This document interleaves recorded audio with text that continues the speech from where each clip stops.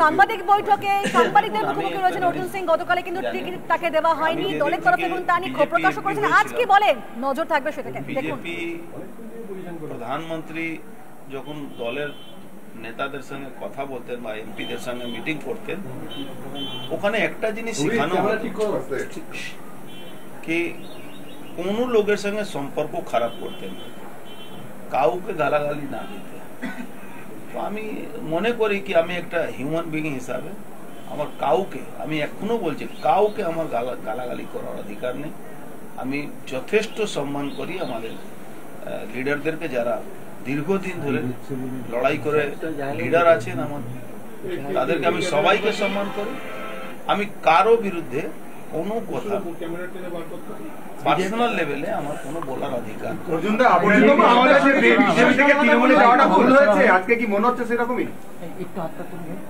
না দেখুন, কি ভুল কি ভালো সেটা তো সময় বলবে। এখন এই মুহূর্তে ভুল ভালো শখ কিছু ছিলাম নিশ্চয়ই কালকে, এখন একটু শখ থেকে বেরিয়েছি। শখের জায়গা, শখ যেটা হয়েছিলাম সেটা একটু কেটেছে। কেন, কিভাবে কাটলো, কেন শখ কেন কাটলো এটা তো কোনো ওষুধ নেই। একটু বসে সবার সঙ্গে আনন্দ ফুর্তি কথাবার্তা বলে শখগুলো কেটেছে। এর জন্য তো কোনো ওষুধ খেতে হয় না। দল থেকে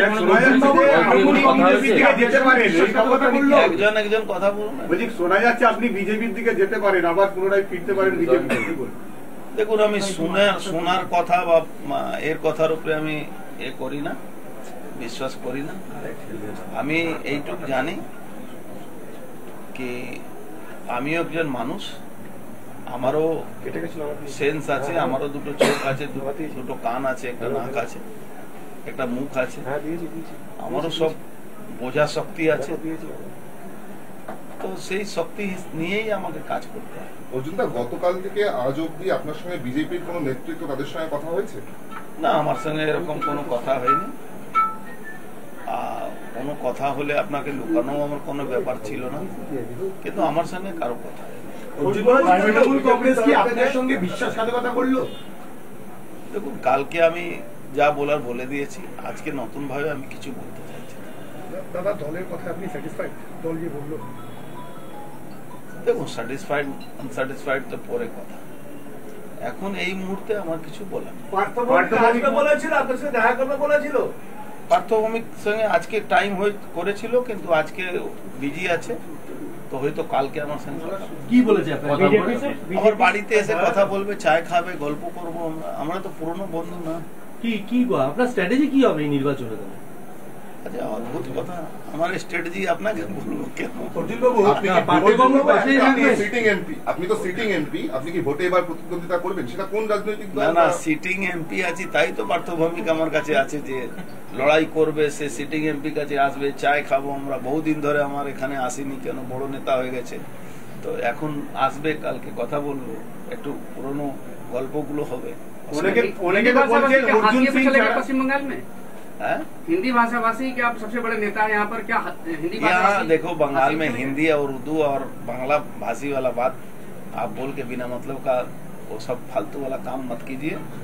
यहाँ के बंगाल के सभी लोग भारतवासी हैं और बंगाल के बंगालवासी हैं।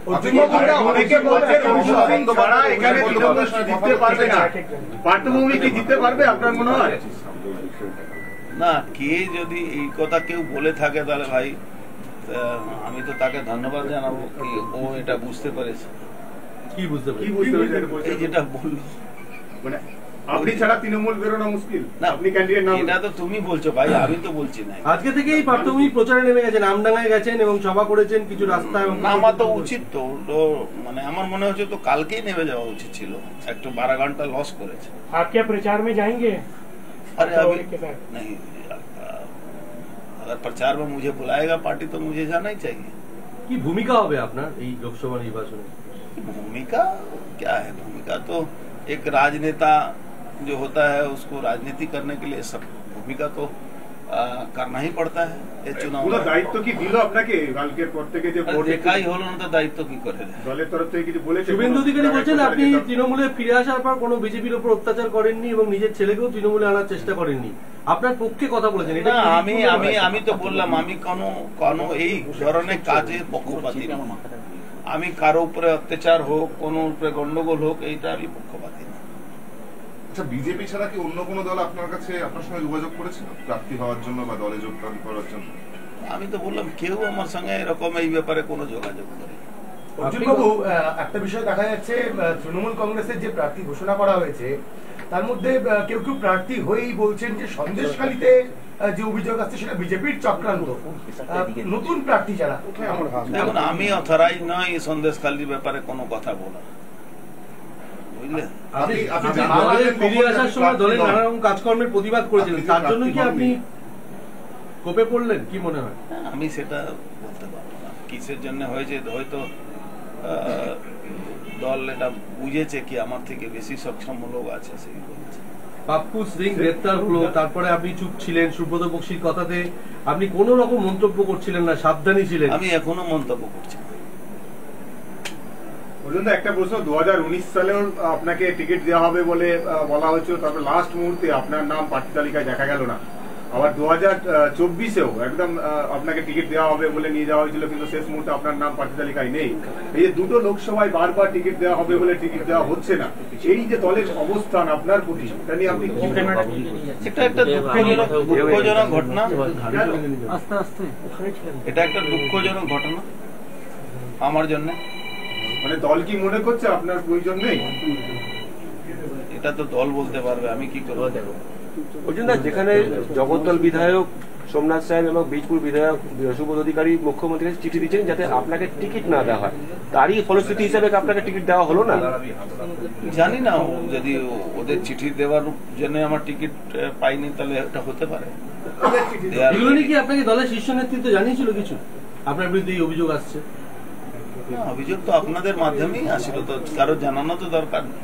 মানে সব কিছু ওপেন ছিল, ওপেন সিক্রেট ছিল। আপনি টিকিট না পাওয়ার পিছনে কাদের হাত থাকতে পারে বলে মনে হচ্ছে? ওপেন সিক্রেটটা কি? এই যে বক্তব্য দিচ্ছিলেন আপনি বললেন না কি এই বক্তব্য দিচ্ছিল, এটা তো কোনো লুকোনো ব্যাপার ছিল না, তো ওপেন সিক্রেট ছিল। না, বলছি আপনার টিকিট না পাওয়ার পিছনে কারোর হাত আছে বলে মনে করছেন আপনার দলের? না, এটা আমার দুর্ভাগ্য। আমার কাকে দোষ দেবো আমি যে আমি টিকিট পাইনি? কালকেও তো আপনি সবাই গেছিলেন, তখন কি নিশ্চিত ছিলেন টিকিট পাবেন? নিশ্চয়ই আমাকে সেভাবে ডাকা হয়েছিল, তো আমি তো সেইভাবে বুঝে গেছি। আপনি কখন জানতে পারলেন যে আপনি প্রার্থী নয়, প্রার্থী করা হচ্ছে না আপনাকে? 11:46 কিভাবে জানলেন সেটা আপনাকে কেন বলবো? তারপরে আপনি অপেক্ষা করেছিলেন? আমি তো দলের সৈনিক হিসাবে ওখানে বসেছিলাম, যাতে কেউ আমাকে এটা না বলতে পারে কি আমি দলের বিরুদ্ধে আছি। এখন কর্মীরা আপনাকে কি বললেন? কর্মীরা তো ক্ষোভে নানা রকম কথা বলে, সেটা নিয়ে তো আমি আপনার কাছে আলোচনা করা ঠিক না। কর্মীরা নিজের ক্ষোভের কথা বলছে। সকাল থেকে অনেক কর্মীরা এসছেন। সেই আসছে তো, আপনি দেখেছেন। আমি কিন্তু মানুষের সঙ্গে রাজনীতি করার লোক, আমি কিন্তু হাওয়ায় রাজনীতি করি না। এই জন্য মানুষের সবসময় আশীর্বাদ আমার সঙ্গে থাকে। রাজনীতির জন্য কি তৃণমূল আপনাকে ব্যবহার করে ছেড়ে চাইছে? এটা আমি বলতে পারবো না, কেন এখনো আমি রাজনীতি কর্মী হিসাবেই আছি। আমি এটা কি করে বলবো? আপনি কি দলের থেকে অন্য কোনো পদ এক্সপেক্ট করছেন, আশা করছেন? না, এই এমপিটাই পেলাম না, আবার অন্য কি এক্সপেক্ট করবো? আপনাকে কিছু প্রতিশ্রুতি দেওয়া হয়েছে? পার্থবাবু ফোন করে কি? আমি পার্থর প্রতিশ্রুতির উপরে আমাকে রাজনীতি করতে হবে, তার থেকে ভালো নাই করবো। না, আপনাকে তো মুখ্যমন্ত্রী বৈঠক করেছেন, তখন কি কিছু বলা হয়েছিল? যে দেখুন, আমি ওই প্রতিশ্রুতি যে জিনিসটা আমি ছিলাম আর সেইটাই প্রতিশ্রুতি আমার সঙ্গে হলো না, আমি অন্য প্রতিশ্রুতি নিয়ে কি কথা? আমি একটা দলের মানে কর্মী হিসাবে সব ছিলাম, এখন সবটা কেটে গেছে অনেকটা। আপনি দেখুন আমার কালকে চেহারা আজকে চেহারা আমাদের ডিফারেন্স পাবেন। কিভাবে থাকলো সেটা আপনাদের মতন লোকের সঙ্গে গল্প করে। আপনি একটা কথা বলেছিলেন যে দল থেকে বৈঠক করছেন, বলছেন সব তো এটা কর্মীরা মনে একটা ক্ষোভ থাকে, কর্মীরা সেভাবে আবেগ প্রবণ হয়ে তারা দুঃখ পেয়েছে, সেটা ন্যাচারাল।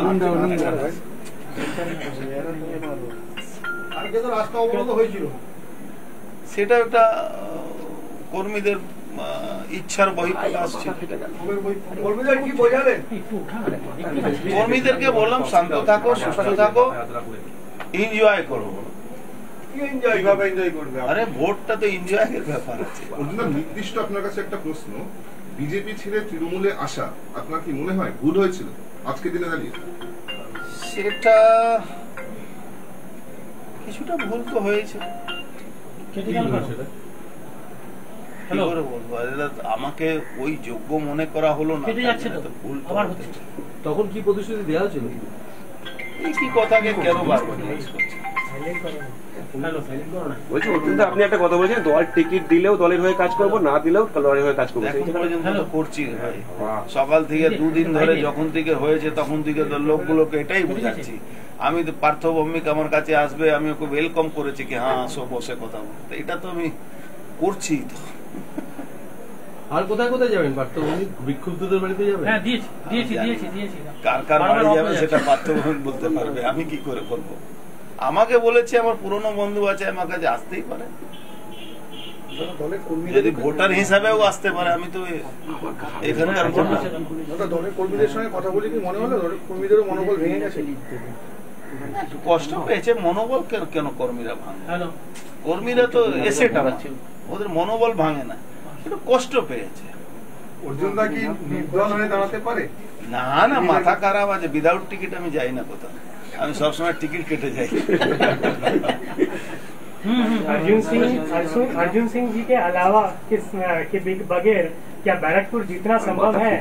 आपको क्या लगता है? ये तो पार्टी वालों को समझना चाहिए कि मेरे बगैर जीतेंगे कि हारेंगे, ये मैं कैसे सकता हूँ।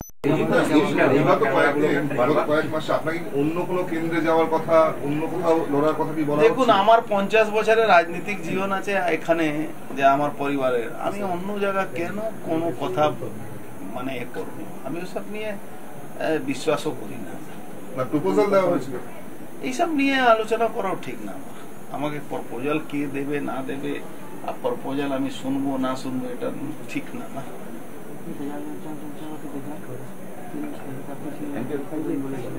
ঠিক আছে, থ্যাংক ইউ।